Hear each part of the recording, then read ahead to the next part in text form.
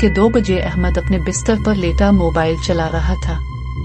अचानक व्हाट्सएप पर एक नामालूम नंबर से वॉइस मैसेज आया।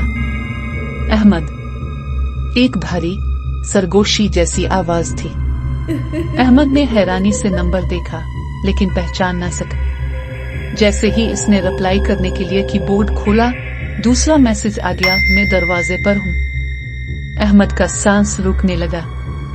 इसने झटके से दरवाजे की तरफ देखा। दरवाजा आहिस्ता आहिस्ता खुद ब खुद खुलने लगा।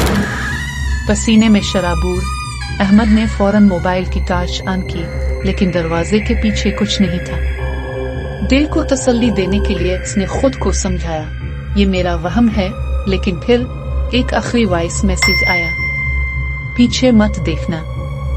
दिल की धड़कन थम गई।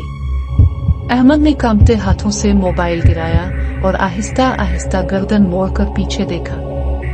बिस्तर के पीछे एक सियाह हिलती जलती परछाई मौजूद थी, जिसकी आंखें खून की तरह सुर्ख थी। और फिर लाइट्स बंद हो गई।